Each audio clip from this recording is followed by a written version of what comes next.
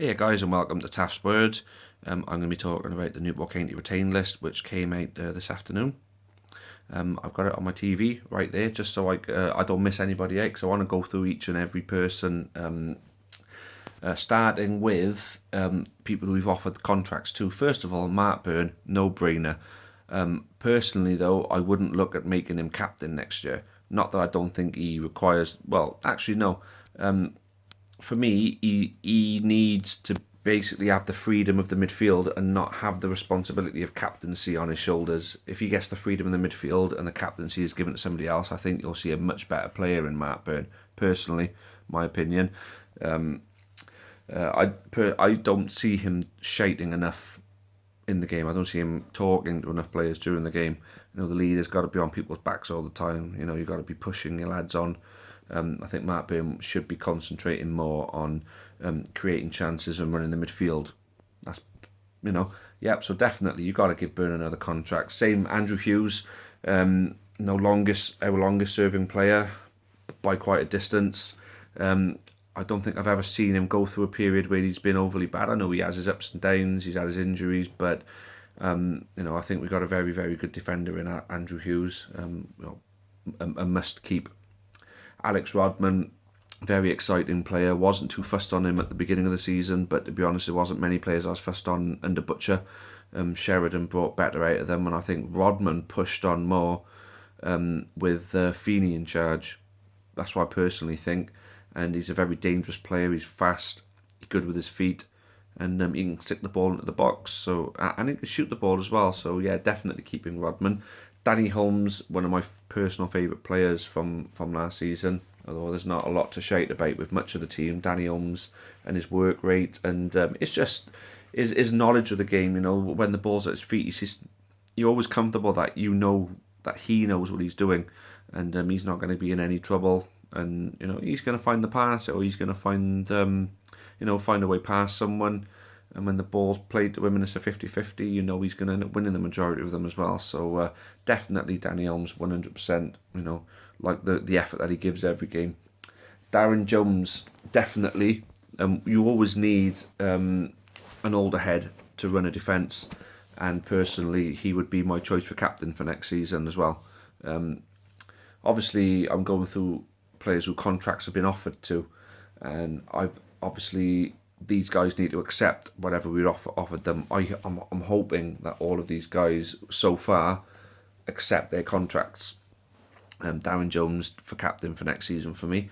Scott Bowden, top scorer, but for me, not my favourite player, and not one I would have offered a contract to myself personally.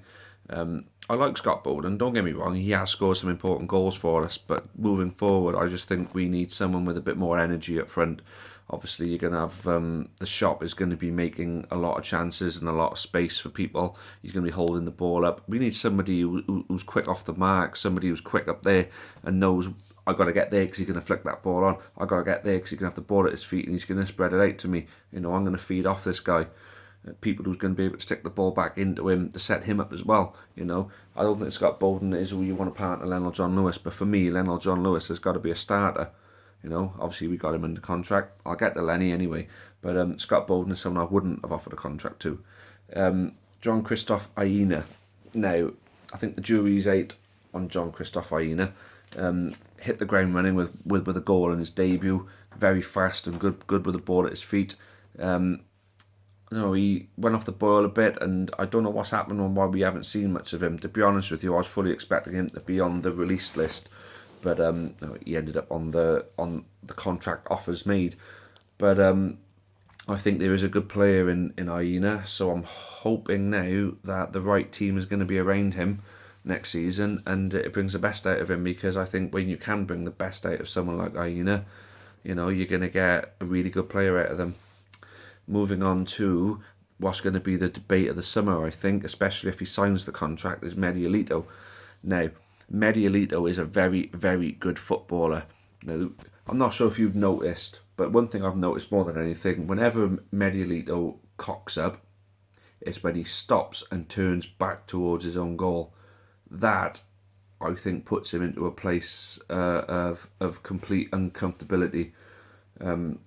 Mediolito can't turn back to his own goal and find one of his own players on a regular basis. 90% of the time when he made a mistake, it was always a costly mistake, which pissed a lot of people off. But it was only when he had to turn back to his own goal. If he's got a better team around him, maybe he can always be facing the goal, or when the ball comes to him and he's facing his own goal is when he gets the opportunity to turn someone, which we know he's going to be able to do. And when he does find people, he's always good to pick someone out. Obviously, he completely tore Portsmouth apart. Personally, I don't expect Mediolito to be at our club next season. I can see him moving on, very much like Mark Byrne. But all the others, I think, I'm hoping, except for Bowden, sign deals. Like I say, it's nothing personal against Bowden. I just don't think he's the right striker for us. Scored goals, yeah, that's all well and good. But then at the end of the day, we need a bit of energy up front because we need to create more chances. Because in front of goal is where we faltered all season. He should have scored 3 times the amount of goals with the chances that he's missed and the opportunities to get into space that he's not read. So there it goes. That's who we've offered contracts to. Lionel John Lewis is still under contract. I'm really glad about that. I'm just so glad that he's going to be here next season. Causes defences so many problems. You look at a Kindy for Barnet this season. Lionel John Lewis, if he was fit all season, could have been on the same sort of goal tally as him.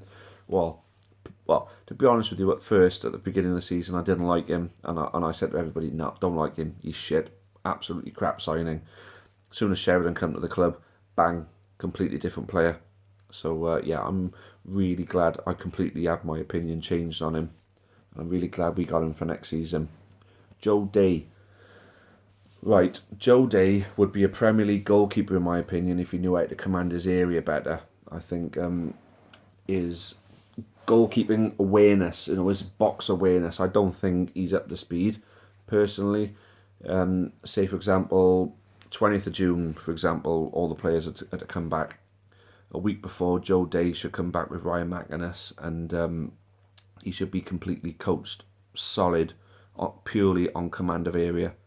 Being able to come out for the ball, being able to rush out and block one-on-ones, just sort of stamping out, work something of a sweeper keeper, but obviously not being a constant sweeper keeper, just working towards becoming one, just to improve his awareness of the box, I think. But then he would be a fantastic goalkeeper for us if he can work on that. Tom Meachin, personally, he should have been given more of a chance in last season, but obviously, as Warren Feeney explained to us in the supporters partnership, he wasn't meant to be signing him during the season. It was for next season.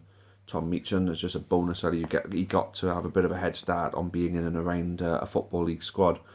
So I'm looking forward to seeing what he offers. Definitely think there's going to be some hunger and desire in him.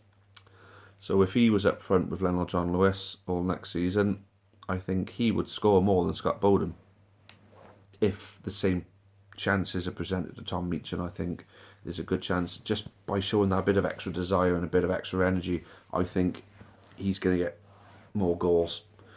Liam Angel, saying that he could be the new Regan Poole. Brilliant, if that is the case. I can't wait to see that unfold in front of us, because if it is the sell-on potential with Liam Angel, obviously we stand to make more money, but at the same time we got a good defender for us, so looking forward to seeing what Liam has to bring to the club. Taking up we've triggered extensions for a year for Tom Owen Evans and Kieran Parcell, which is really good move. Got to keep the youngsters coming through. Tom Owen Evans, I've been really impressed with him. For his age, he seems really, really clued up on how to play a game of football. So next season I can see him coming on even stronger. And Kieran Parcell, I think he's really strong at the back. Again, we're looking at another Regan Poole situation there with Parcell, and Tom Owen Evans, another Lee Evans situation. Somebody's going to come in for Tom Owen Evans next January, and possibly Parcell as well if he gets game time. Academy graduates Ben Jones, David Jones and Lewis Bamford. Really, really glad that we're bringing more youth through, getting them training with Football League players, more seasoned players. picking up tips and learning off them. Obviously, learning off of Warren Feeney and Flinney, I think it's great. And obviously, Byron Anthony, the work he's done this season with them guys has been phenomenal. Always hearing good things about them. So, really glad that we've managed to bring some more youth into the first team. Obviously, all of our loan players are going to be going back. Let me just scroll down on this a minute. Right, okay. First of all, we're going to go on to the players who were contracted with us, whose contracts were run out, and we haven't decided to keep them. Jan Klakowski. Saw in the Argus that he's frustrated at his lack of opportunities. Personally, I don't think he took his opportunities too well. He scored goals in some games. He had some good games, but at the end of the day, right, when you're not good enough for a level, but you're not far off, you're going to have the odd good game, but you're going to have more bad than good. And unfortunately for me, that's how it was with Jan. I wanted to see him do well. He seemed like a really nice bloke and all that. We even sponsored his away shirt because we felt this season we were going to see the best of him. And it's just a shame to say that we were wrong with that one. But no, I didn't expect us to hold on to him. I was a bit disappointed with Matt Partridge because I thought there's a lot in him and he's still young. But I got a feeling that the injury proneness is what's let him down for not getting a new deal. So in that sort of sense, you can understand it. Seth Nanatuamasi. I actually liked him at first. I thought he was one of the few that Butcher may have got right until he played against Crawley, basically. And I just thought, what in the fuck is he doing? Like I say, it seemed like a nice guy and everything like that, but, nice guys don't win you football matches. Good players win you football matches, whether they're good or bad people. I wouldn't say bad people, but some footballers are dicks and we know that. But if they win you football matches, I don't care. Reece Taylor had a good season at Wrexham, but we're talking about stopping conference players from scoring past him, not Football League players. And we've had some really good goal scorers in this division this year. So just because he played well for Wrexham doesn't mean that we should expect him to play well for us. A good keeper, no doubt, but while we've already got a good keeper on contract, there's no point paying the money for another good keeper when we've already got Joe Day. So we were better utilising that part of our budget on an area that we could do with strengthening. Maybe, the people in front of the goalkeeper, we'd be better served spending that money on.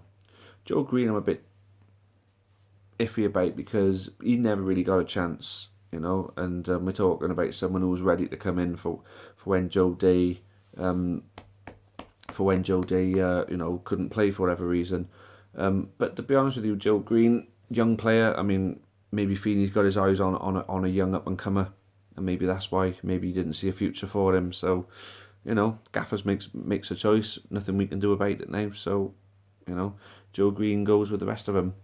Nathan Ralph, we never really got to see him this season. He looked pretty nippy when he played against QPR in the friendly, but what can you do if he hasn't played all season through injury? If he's not fit, then there's no point paying a player that's not going to play. That's not going to play for you. As simple as that. So yeah, you can understand that one. The one I am disappointed about is Scott Barrow. The thing is, obviously, you could say good players win you football matches, but hard workers win you football matches too. Scott Barrow was very much a hard worker. Obviously, not the greatest footballer you're ever going to see, but he was good down that left side. He commanded that left hand side, and he ran up and down. So he was back to defend. He was up to contribute to the attack, and he was never caught short. But obviously the Gaffers made a choice. I think Scott struggled in the first half of the season. Personally, I think under Butcher he got game time, but being part of that team, you're never going to shine. And obviously you didn't get that much game time in the second half. I think time just ran out for the poor guy.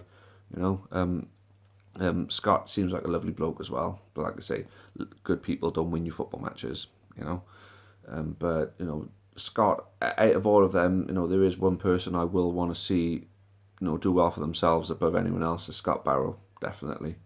So the lone players, Yanoi Danasium, thought he was decent, but I hope we don't see him again. Best of luck to him though. Ben Davis, I thought was good. I really liked him. If he's available, might be worth sticking in a cheeky bid for him. Suleiman Koulibaly, I think you couldn't really judge him. He didn't really get enough game time personally. I don't think we'll see him again. The one person who I didn't mention in the release list was Dean Morgan. Dean Morgan just didn't do even close to enough to warrant getting a contract. He scored a goal at Portsmouth, put on a plate to him.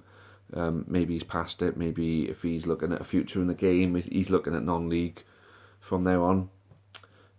Tommy O'Sullivan, now a very, very exciting player. A few people criticised Tommy O'Sullivan for his performances this year. Obviously, he looked really good at first, but then his performances went off. End of the day, we're talking about a Welsh under 21 who's a very talented player who haven't had senior experience. You haven't played senior football for anyone. Well, not properly anyway. You're getting some game time with us, and I think he got stronger towards the end. If for some reason Cardiff don't offer him a deal, I would bring him in, definitely, because if he's our player, his head is focused completely on us. I think we'll see a very good player next season in him. I don't know. I said Dean Smalley. I thought he went back ages ago, but that's it. That is the complete retained list. My opinion on each and every individual. If the players I mentioned, besides Scott Bowden, all sign contracts, you never know. If Scott Bowden does sign a contract, if he listens to this and thinks I'm a knob, oh well, sorry Scott, I'm a knob. But if that's the sort of thing that could drive him on to work a bit harder up front, and he does make good of it, then great, great. But I think we have got the spine of a good side there. Obviously the 8 released have just got to be replaced correctly, and if Feeney can do that, then we could be looking at a much better season next year. If he gets his tactics right, gets his team selections right, he's learned a lot. He has learned a lot now. I think having him in the deep end for the second half of the season without Sheridan, I think when Sheridan left, I think the plan was always going to be to give Feeney the job after Sheridan leaves, and Sheridan to sort of groom him into the position. I think the fact that Feeney's been in the deep end for the rest of the season and has had a lot to learn from is going to bode well for us next year. But we're going to have to wait and see. Just remember what I said in the weekly word. Anthony Hudson had a great end to the season and was crap. Justin Edinburgh, after his first season, had a really poor end and a really poor start to the following season, and a lot of people called for his head. And I still say to this day that if he'd have stayed with us, we'd have gone up. So give the guy a chance next season, but I'd say the 10 game mark. Judge him after 10 games, and if we're in the similar position, then just like Butcher, the trust have got to make the right decision. But if it goes the opposite way, everyone's going to be like, oh, thank God we kept him. I was calling for his head, but thank God we kept him. So we'll see how it goes, guys. But thanks a lot for watching again, and let's look forward to next season. Up the county.